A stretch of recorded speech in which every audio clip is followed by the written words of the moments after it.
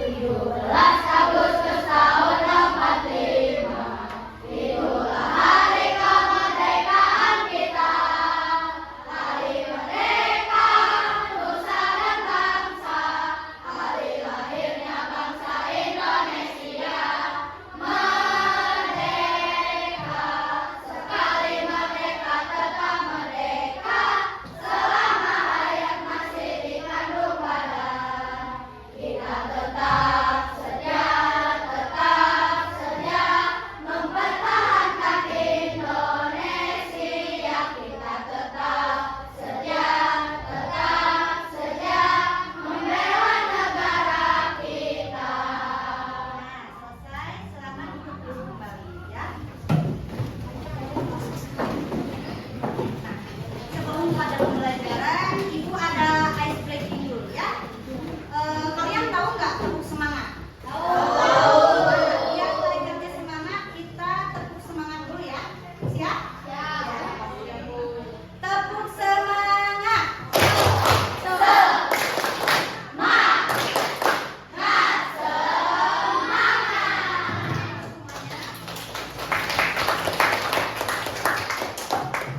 Oke, sekarang kita masuk kepada pembelajaran ya. Semuanya buka bukunya dan juga alat tulisnya.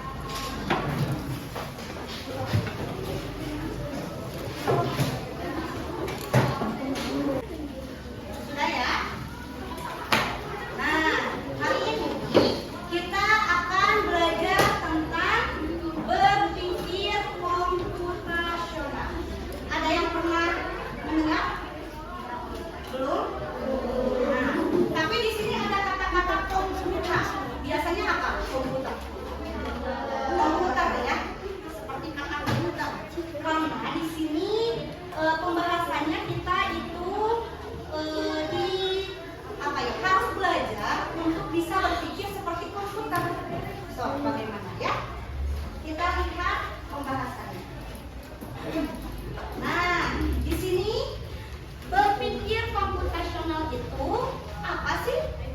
Nah, berpikir komputasional adalah cara berpikir untuk menyelesaikan masalah langkah demi langkah, teratur dan mudah seperti komputer. Jadi, kalau kita menyelesaikan masalah itu harus seperti komputer. Bagaimana? Nah, harus langkah demi langkah, harus sistematis. Ya, step by step, 1, 2, 3, jangan dari 1 ke 4, tapi harus bertahap ya, dan juga harus logis ya, seperti itu. Singkatnya seperti itu ya. Nah, jadi berpikir komputasional itu keterampilan dasar yang berguna untuk semua orang ya, bukan hanya untuk seorang programmer yang memang biasa menggunakan komputer, tapi ini juga harus kita miliki keterampilannya ya, seperti itu, karena akan berguna ketika kita menyelesaikan sebuah masalah. Selanjutnya, nah, di dalam berpikir komputasional itu ada 4 bagian ya. Yang pertama itu ada dekomposisi, yang kedua ada pengenalan pola, yang ketiga ada abstraksi, dan yang keempat itu ada algoritma ya. Nah, dekomposisi yang hari ini kita akan pelajari itu memecah masalah besar menjadi kecil ya. Contohnya, mau menulis tentang sekolah. Nah, kan sekolah itu besar ya.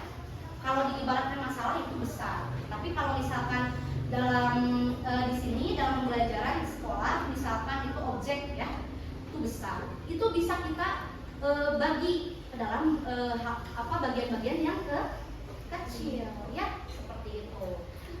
Nanti kita akan bahas lebih jauh ya. Nah, di sini juga ada pengenalan pola, mencari kesamaan dan perbedaan ya.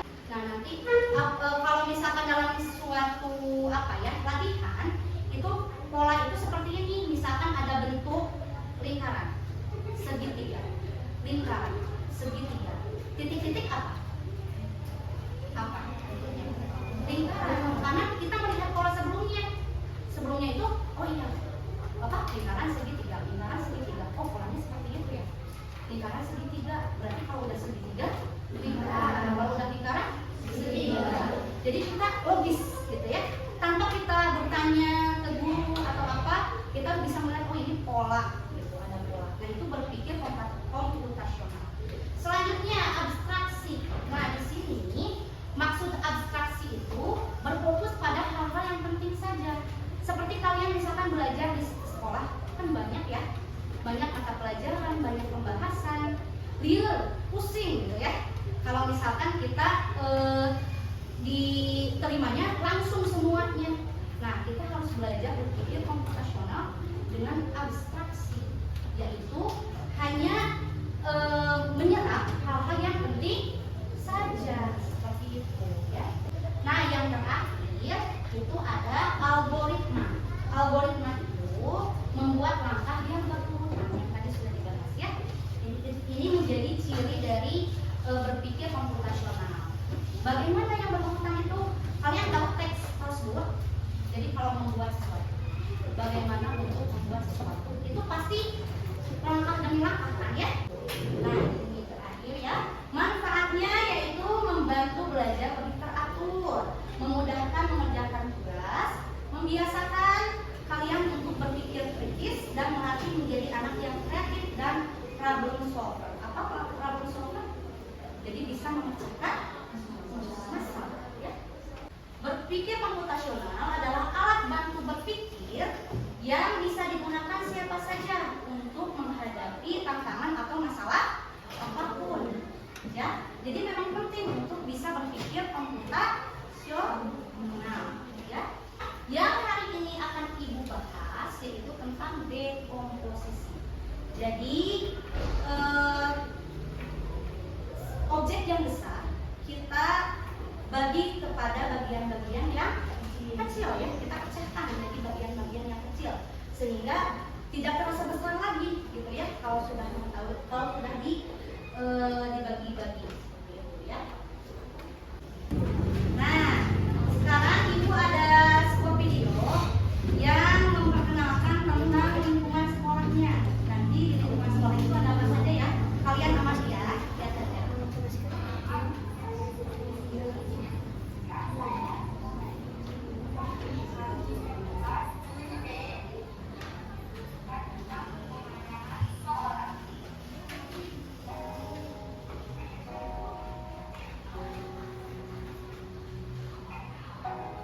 Ada lapangan sekolah ya. Untuk upacara olahraga bola. Tadi mana guys? Ruang BK.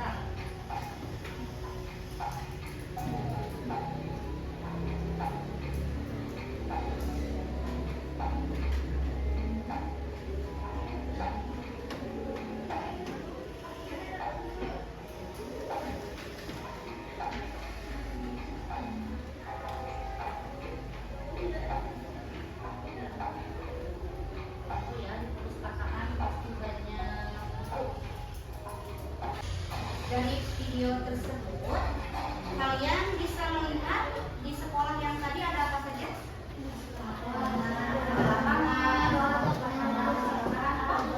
Pojok baca, tempat upacara di lapangan ya, ruang BK, apalagi tempat piala, perpustakaan, banyak ya?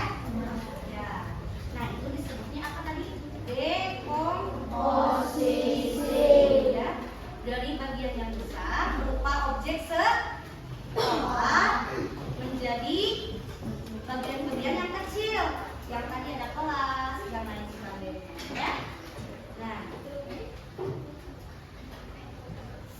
selanjutnya kita akan mulai latihan ya. Latihan untuk menuliskan teks deskripsi ya. Hari ini kita belajar dekomposisinya itu tentang teks deskripsi. Kalian tahu teks deskripsi?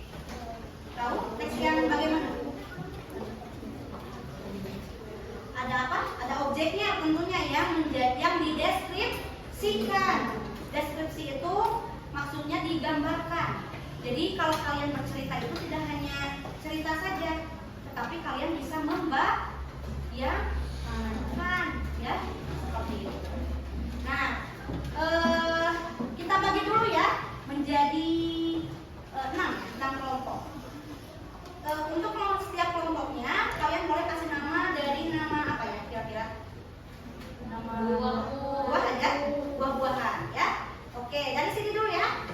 Kalian mau buah apa? Semangka. Buah apa? Semangka. Yang belakang? Buah ceri. Oke, yang ini? Strawberry. Yang belakang? Durian. Suka durian? Suka. Yang depan? Blackberry. Ini strawberry ya? Ini blackberry. Yang terakhir? Apa?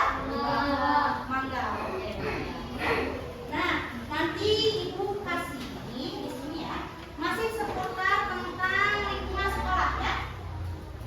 Nanti kalian, sebentar ya. Nanti kalian tulis objek apa saja yang ingin kalian gambarkan, gitu ya.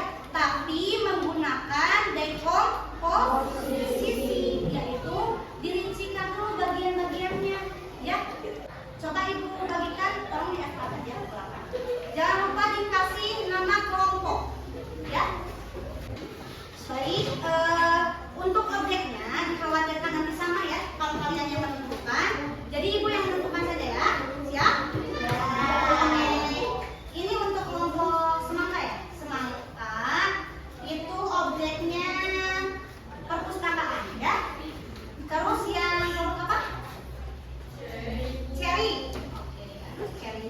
Cherry apa ya? Ruang kelas ya. Ruang kelas. Terus yang ini kelompok strawberry ya. Strawberry. Strawberry apa ya? Toilet ya. Toilet aja ya. Oke. Yang belakang kalian deskripsikan UKS. Grup apa tadi? Maaf, durian ya. Durian. Terus yang ini grup blackberry. Kalian ruang guru ya. Ruang guru. Terus yang belakang cowok-cowok mangga ya, mangga. Ini lapangan sekolah. Ya. Coba kalian tulis dulu bagian-bagian yang ada di setiap objeknya. Ya. Kalau sudah ada, nanti kalian tulis deskripsinya, ya.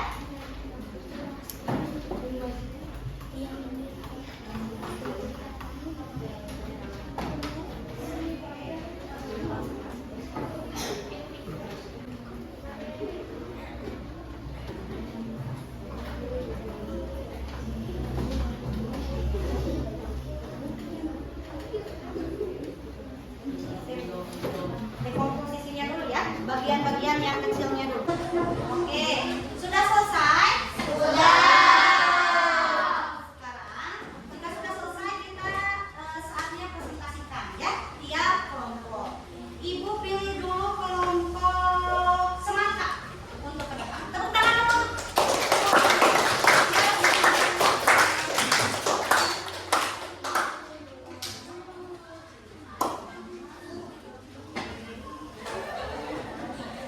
Boleh perkenalan dulu ya. Oke, assalamualaikum warahmatullahi wabarakatuh.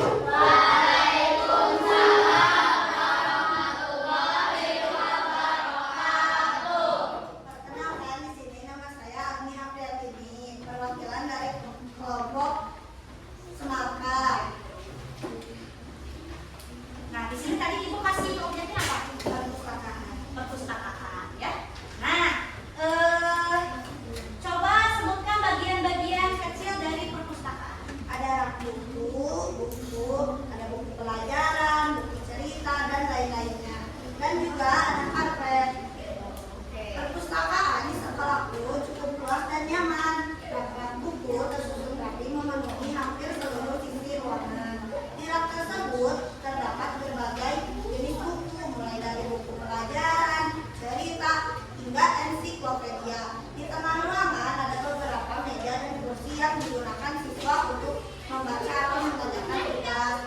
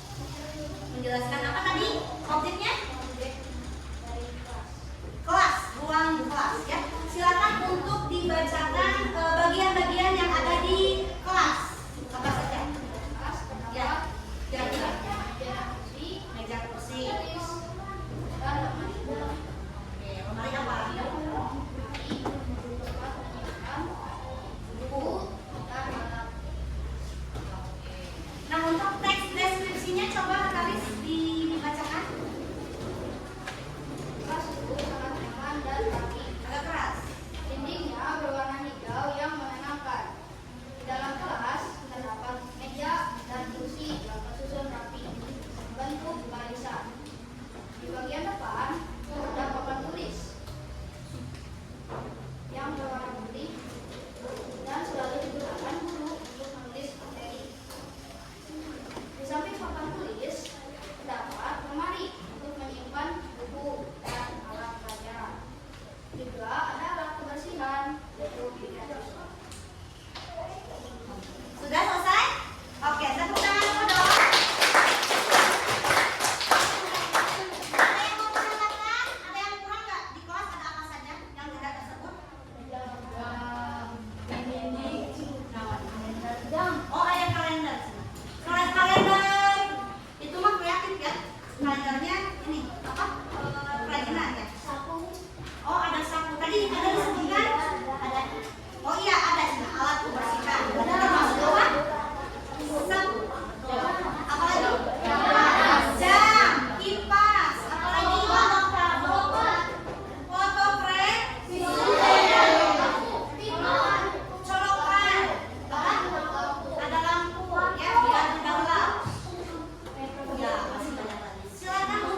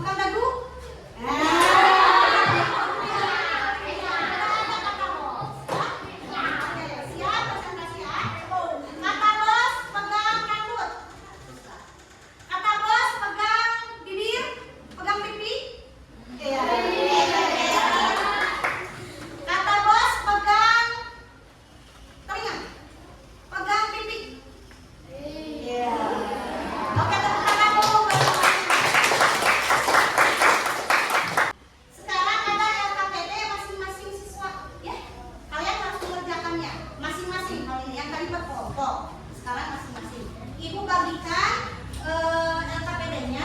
Nanti kalian kasih nama dulu ya. Tugasnya sama seperti tadi. Tugasnya kalian harus, kalau ini kalian bebas ya, menentukan objek. Tapi buah-buahan ya. Buah-buahan kalian pilih satu. Terus kalian dekomposisikan. Kira-kira buah-buahan ini bentuknya seperti apa? Rasanya bagaimana? Bentuknya, warnanya, itu dekomposisi ya. Nah, kalau untuk teks deskripsinya kalian bikin kalimatnya. Misalkan buah ini bernama apa? Rasanya apa? Gitu ya. Siap ya? Coba kita. Ini per orang. Kasih nama. Untuk buah-buahannya bebas. Kalau di eksperimen ini langsung 1, 2, 3. Ini saya. Kurang 1. Kalian tuliskan nanti di bawah objeknya apa, kan ada ya? Nah, ini nama objek itu nama buah-buahan. Ya. Dalam satu kelompok tidak boleh sama. Kalau yang kelompok lain nggak apa-apa karena tidak sengaja ya. Ini mangga, monggo, apa? Objek. Kalau mangga. Ya. Sok pikirkan dulu. Lakukan. Ayo. Hah? Pokoknya boleh. Oke, anak-anak sudah beres semuanya? Sudah. Ada yang masih proses? Sudah semuanya? Sudah. Coba ibu kumpulkan ya. Dalam satu kelompok kumpulkan langsung.